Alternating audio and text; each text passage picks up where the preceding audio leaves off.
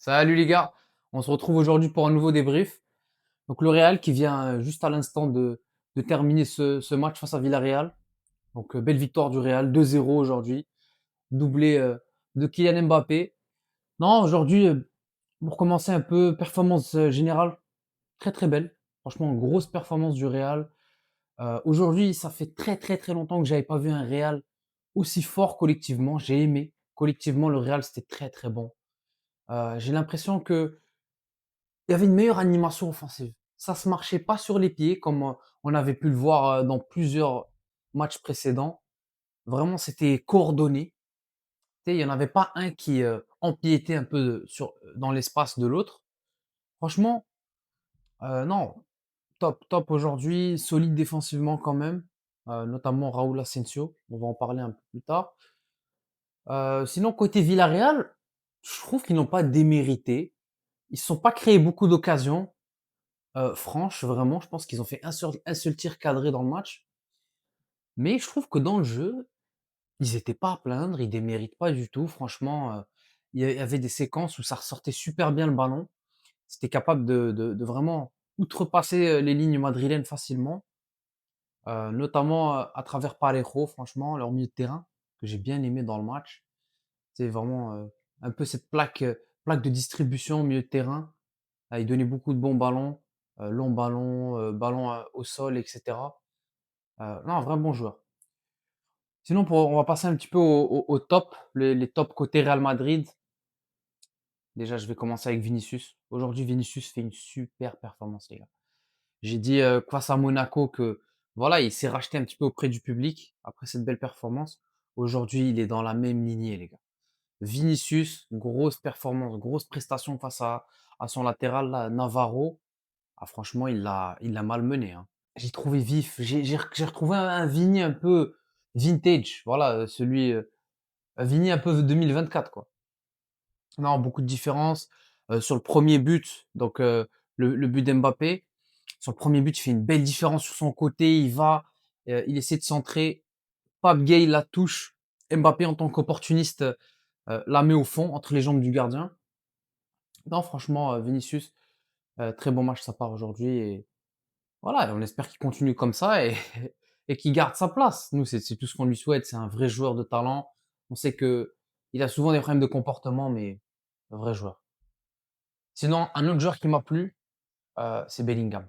Bellingham aujourd'hui, top match. Je pense, peut-être l'homme du match pour moi, hein. Bellingham, les gars, aujourd'hui, ce qu'il fait, il est présent partout. On peut même dire des fois qu'il est trop présent. Il est partout, les gars. À chaque fois, on dirait que le Real a le ballon. Bellingham, il l'a. C'est une folie, les gars. C'est une folie. Bellingham, aujourd'hui, sur ce match, j'ai vu un autre visage, franchement. Et j'ai trouvé que, comparé aux autres fois, comme je l'ai un peu dit au début du débrief, voilà, Bellingham, il a empiété sur l'espace de personne. Quand il montait, c'était pour proposer à Vini ou Mbappé, et c'est toujours intelligent et coordonné, je trouve. Tu sais, c'était jamais, euh, il était jamais dans l'espace de quelqu'un, franchement. Non, Bellingham, défensivement, il fait des belles interventions à un moment donné. Il revient sur un joueur de Villarreal, avec un super tacle, un peu tacle glissé par en arrière. Ouais, rien à dire. Bellingham, j'ai kiffé, il est juste techniquement, tu sais, des fois, les petits doubles contacts dans les petits espaces, des renversements de jeu. Non, vraiment, Bellingham aujourd'hui, rien à dire. Heu, voilà, pour aborder un petit peu plus le côté un peu plus moyen, même s'il y a pas eu beaucoup de mauvais joueurs côté Real, mais Camavinga pas top, notamment la première mi-temps où je l'ai trouvé en deçà, clairement en deçà.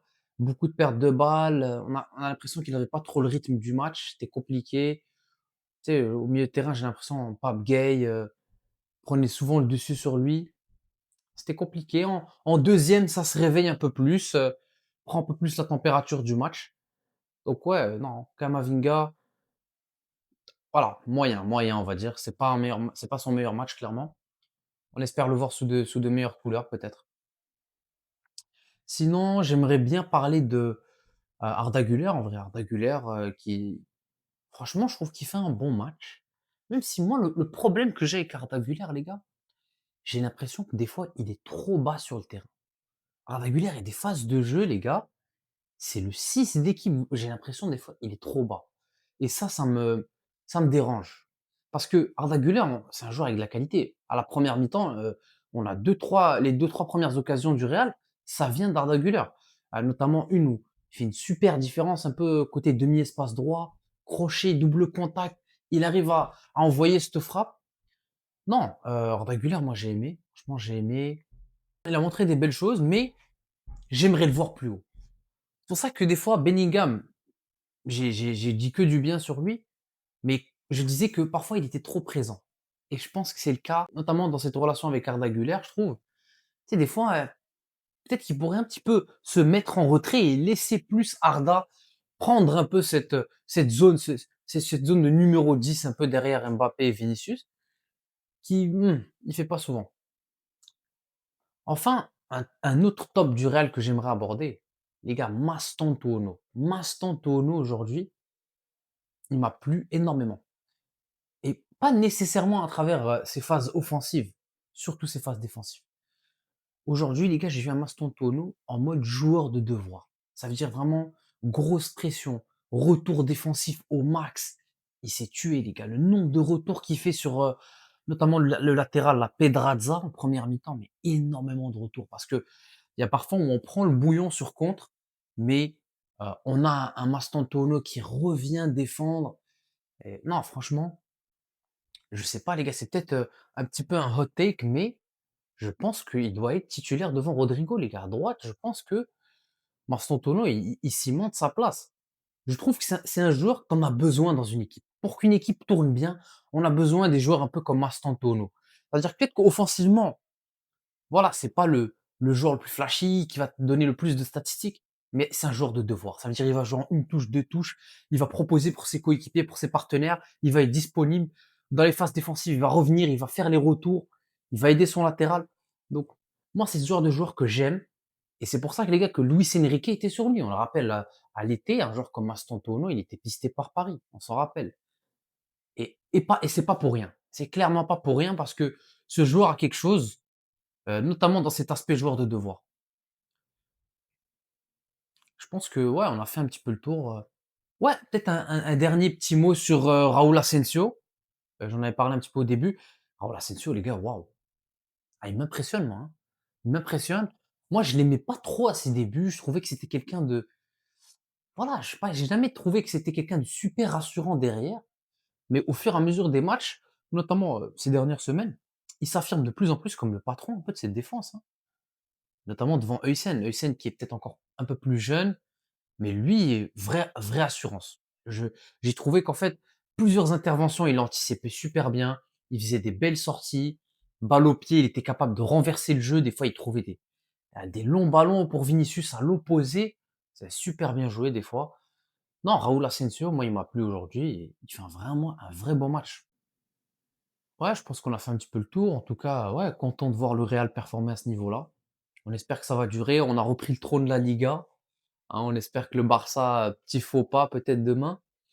On va voir, mais voilà, on recolle un petit peu sur le Barça. Moi, je pense que ce Real peut le faire. Honnêtement, on voit du mieux collectivement. J'ai l'impression qu'Arbeloa a un petit peu plus peut-être ramené la cohésion. J'ai l'impression que peut-être avec Xabi Alonso, c'était plus possible. Les joueurs s'entendaient plus. On va voir ce que ce Real va nous proposer sur les prochaines semaines. Non, les gars, c'était tout pour moi. Je pense qu'on a fait le tour de ce match et on se retrouve pour de prochaines vidéos. Ciao, les gars.